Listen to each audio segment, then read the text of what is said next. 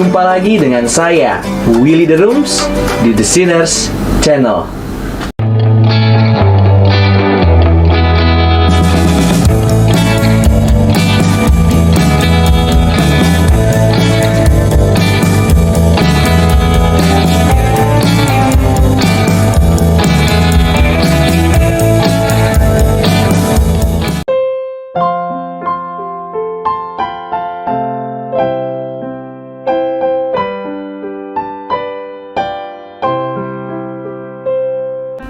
Setelah menyoroti beberapa hal di dalam video di bagian yang pertama, kembali kita bisa menyoroti beberapa problema asumsi dunia yang seringkali menyulitkan kekristenan dan merusak konsep iman orang Kristen. Dalam bagian kedua ini, kita akan secara khusus menyoroti kesalahan-kesalahan asumsi.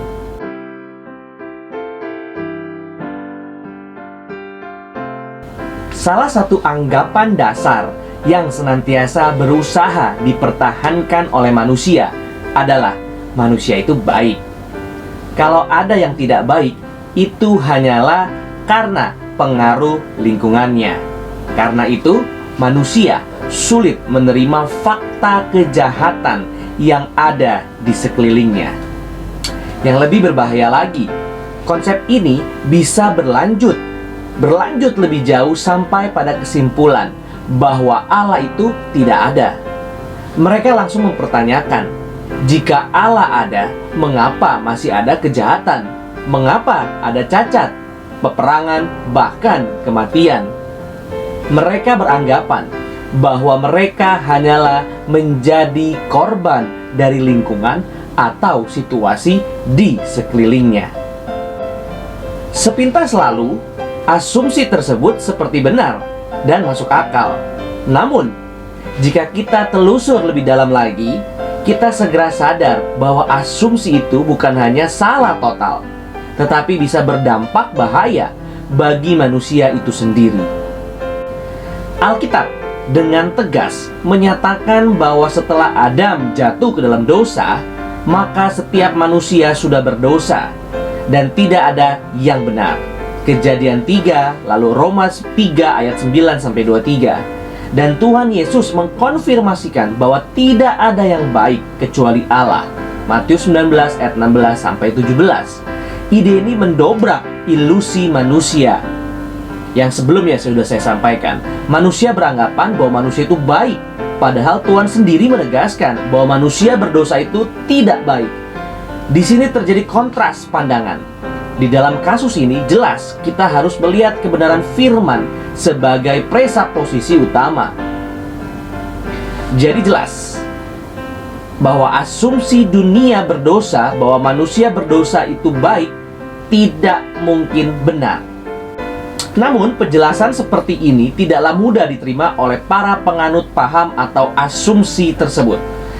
Sebelum meyakini sungguh bahwa asumsi itu benar-benar tidak benar, kita mungkin bisa melihat beberapa aspek untuk menunjukkan bahwa apa yang Alkitab katakan memang mutlak benar.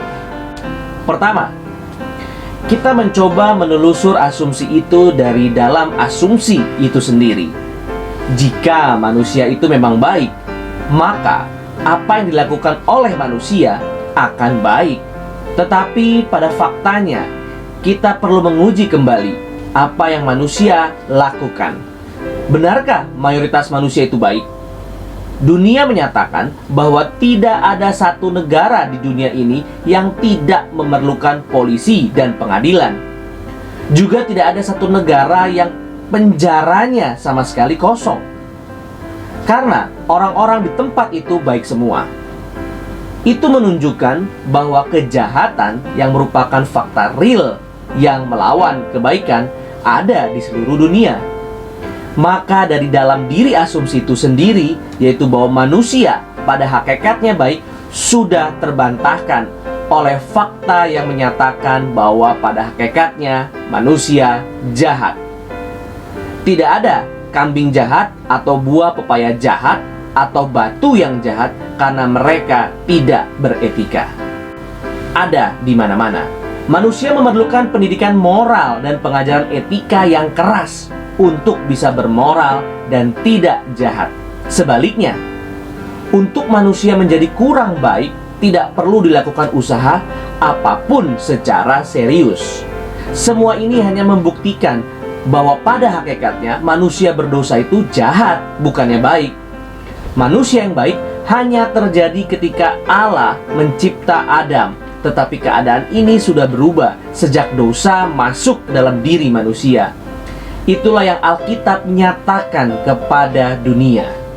Kedua, asumsi bahwa kalau manusia menjadi jahat adalah akibat pengaruh lingkungan sebenarnya membuktikan bahwa manusia itu secara mayoritas jahat. Paling tidak dari lingkungan itu. Siapakah yang disebut sebagai lingkungan yang menjadikan manusia itu jahat?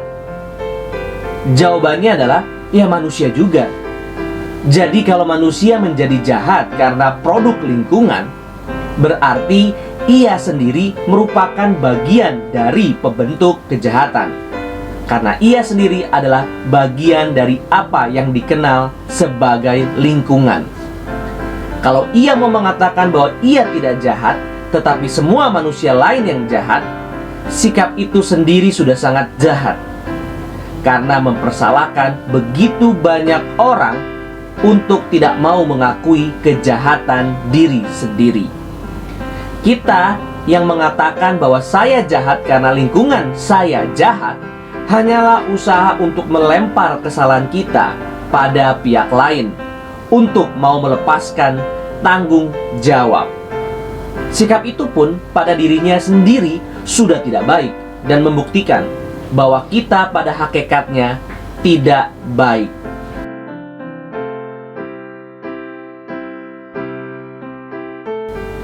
Ada dua alasan penting yang sangat urgent yang menyebabkan asumsi ini dipandang sebagai asumsi yang tak terelakkan. Yang pertama adalah manusia tidak bisa tidak membutuhkan acuan untuk pengambilan keputusan. Jika manusia adalah robot yang mutlak diatur dan tidak ada pertanggungjawaban yang harus dipikul. Alasan kedua adalah manusia tidak memiliki pilihan lain kecuali Tuhan yang ditolaknya untuk menjadi acuan pengambilan keputusan itu. Sehingga pilihan terbaik adalah diri sendiri menjadi acuan ultimat bagi pengambilan keputusan itu. Untuk itu, manusia harus dianggap cukup layak menjadi dasar pijak dan pengukur dari segala keputusan yang harus diambil. Benarkah demikian? Alasan pertama memang alasan yang sangat penting. Memang, tidak ada kemungkinan bagi manusia untuk bisa melakukan pertimbangan pengambilan keputusan tanpa adanya acuan pokok sebagai dasar pijaknya. Untuk kita mengambil keputusan, perlu ada referensi poin. Dengan kata lain, referensi poin, titik referensi, merupakan acuan yang dimutlakan dan dianggap sebagai standar kebenaran untuk menentukan kebenaran atau kesalahan hal-hal lainnya. Tanpa referensi ini, tidak ada pertimbangan yang bisa diambil. Namun masalahnya, seringkali manusia tidak lagi menyadari adanya titik referensi ini karena sudah menjadi pola dalam hidupnya. Tidak pernah dipertanyakan keabsahannya dan terus-menerus dipakai secara otomatis. Akibatnya, seringkali pula seseorang menjadi bingung ketika ia harus memulai mengevaluasi ulang titik referensi itu. Ia harus mulai kembali menelusuri pola berpikir dan cara dia mengambil keputusan. Ketika ia mempertahankan dengan seksama, segera ia akan menyadari setiap pengambilan keputusannya didasarkan pada satu pertimbangan tertentu yang sama atau tetap. Inilah titik referensinya. Dan yang paling sering menjadi titik referensi adalah diri sendiri. Dari sini kita akan memasuki alasan kedua. Prinsip homo mensura, manusia sebagai pengukur ultimat, sudah disodorkan kepada manusia sejak dari zaman pra-Aristotle di era filsafat Greka kuno. Demikian pula filsafat Timur sudah melakukan tindakan yang sama, namun dengan cara yang lebih tidak langsung. Dalam dunia Timur, pandangan yang dipakai adalah panteisme dan humanisme. Humanisme mistik. Manusia harus menuruti jalan alam dan melakukan apa yang selaras dengan alam.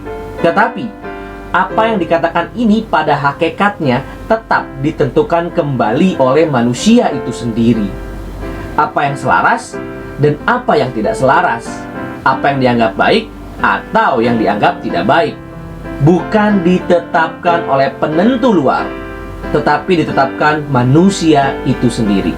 Akibatnya, tetap manusia itulah yang menjadi penentu terakhir dan menjadi standar dari keputusan dasar yang ditegakkannya.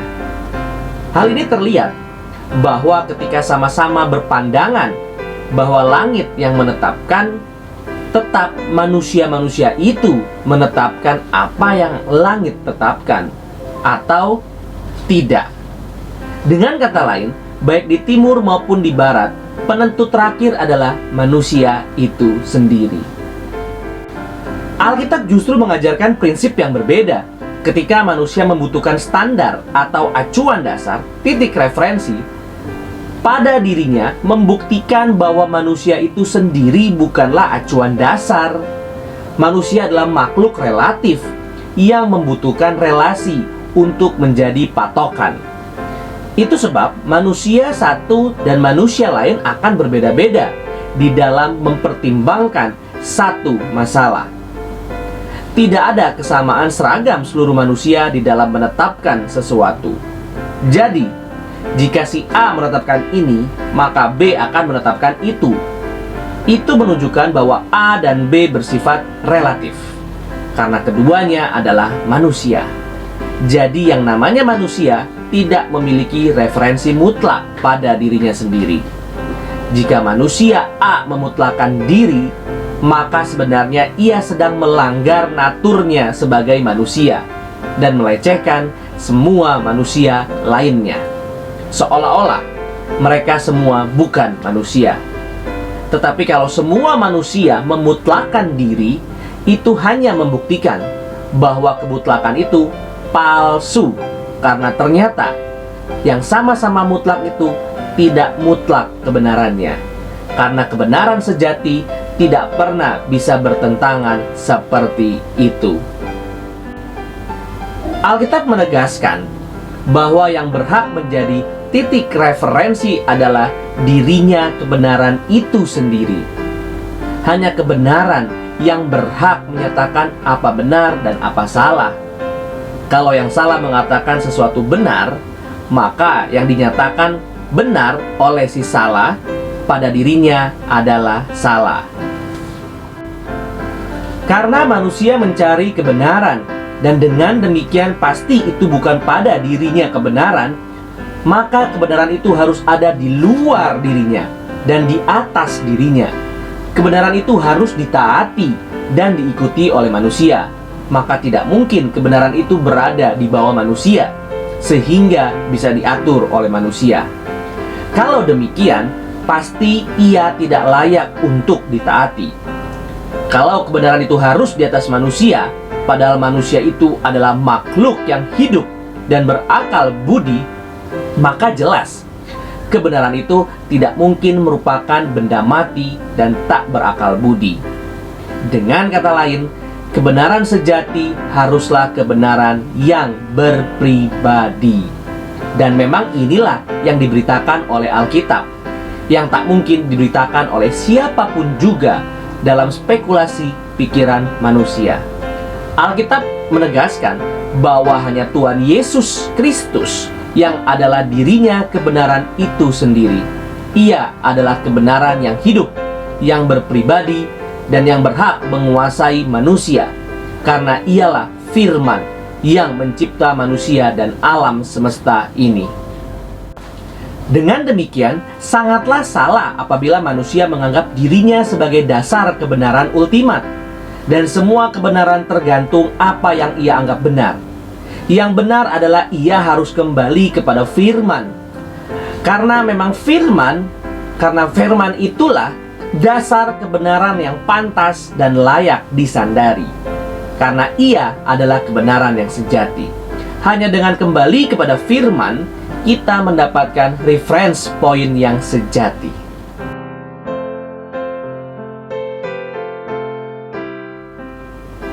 Sebagai kelanjutan dari asumsi kedua, maka manusia akan lanjut dengan beranggapan bahwa tidak ada siapapun yang bisa menolong manusia kecuali manusia itu sendiri. Dengan kata lain, manusia harus bisa menentukan nasibnya sendiri. Atau lebih tepat, kalau manusia tidak mau melakukan, maka ia pun akan menjadi korban dari nasibnya sendiri. Anggapan ini bukan hanya dipegang oleh para ateis, tetapi juga oleh para deis, yaitu orang-orang yang masih percaya ada Tuhan. Bahkan percaya bahwa Tuhan itu mencipta manusia, yang menciptakan manusia. Tetapi mereka meyakini bahwa Tuhan itu tidak bisa berbuat apa-apa atas manusia. Atau dengan kata lain, setelah mencipta, maka Allah melepaskan manusia untuk menentukan sendiri nasibnya. Sepintas, pikiran ini sepertinya mengharuskan manusia betul-betul memikirkan bagaimana kita harus hidup efektif dan berani berjuang untuk tidak sekedar menerima nasib dan hidup secara skeptis. Namun, jika dilihat dari sudut pandang Kristen, asumsi ini memiliki bahaya yang sangat besar karena ditegakkan di atas praasumsi yang salah. Pemikiran ini mempunyai dua dasar pikir, yaitu yang pertama, Tuhan hanya bisa mencipta, tetapi tidak kuasa atas sejarah dan pergerakan alam. Sehingga, mau tidak mau, manusialah yang menentukan semuanya. Dan yang kedua, manusia adalah makhluk yang mampu dan mempunyai kekuatan untuk menjalankan nasibnya sendiri secara totalitas. Padahal, justru kedua praasumsi itulah yang salah. Pertama, Allah bukan hanya bisa mencipta, tetapi ia juga penopang dan pemelihara alam semesta. Alkitab menegaskan bahwa Allah adalah Tuhan atas sejarah. Hal ini dinyatakan dengan berbagai fakta dan penjelasan Alkitab, seperti seluruh sejarah berada di dalam kurun waktu. Sedangkan waktu itu sendiri dicipta oleh Allah yang sendirinya berada di luar waktu. Dengan demikian, seluruh sejarah tidak mungkin lepas dari kontrol Allah. Alkitab juga menegaskan bahwa Allah adalah Allah yang Maha Kuasa. Itu berarti tidak ada kuasa apapun yang lebih besar dari kuasanya sendiri, sehingga tidak ada apapun yang bisa membatasi dirinya kecuali dirinya sendiri. Dengan demikian, jika manusia merasa lebih hebat dari Allah, itu asumsi yang sangat memalukan karena menyatakan arogansi manusia sebagai makhluk yang dicipta. Kedua, manusia bukan hanya dicipta, tetapi sebagai ciptaan, ia menjadi makhluk yang terbatas. Ia terbatas secara ruang dan waktu. Ia juga terbatas secara kemampuan dan tenaga. Manusia tidak pernah bisa menetapkan apa yang akan terjadi 1 jam di mukanya. Manusia juga tidak bisa berada di dua tempat yang berbeda pada saat yang bersamaan. Banyak hal yang ia tidak ketahui dan tidak mampu lakukan. Dengan demikian, sungguh sombong jika ia menyatakan eksplisit atau implisit bahwa manusia adalah penentu nasibnya sendiri. Dalam banyak aspek, memang kita turut bekerja di dalam menggarap nasib kita. Kita memang bukan robot yang diprogram, tetapi kita harus tahu bahwa masih ada kuasa yang lebih besar dari kita. Dan mau tidak mau, kita harus bergantung kepadanya. Kesadaran inilah yang menjadi kesadaran yang justru wajar. Itulah kesadaran sebagai makhluk yang bergantung, yang disebut sebagai dependent being. Maka Alkitab menyatakan bahwa kita harus bersandar pada Tuhan dan nilai serta perjalanan hidup kita harus dikonfirmasikan di hadapan Tuhan. Itulah cara terbaik dan pola hidup yang sesungguhnya dari satu makhluk yang bernama manusia. Terima kasih. Tuhan Yesus memberkati.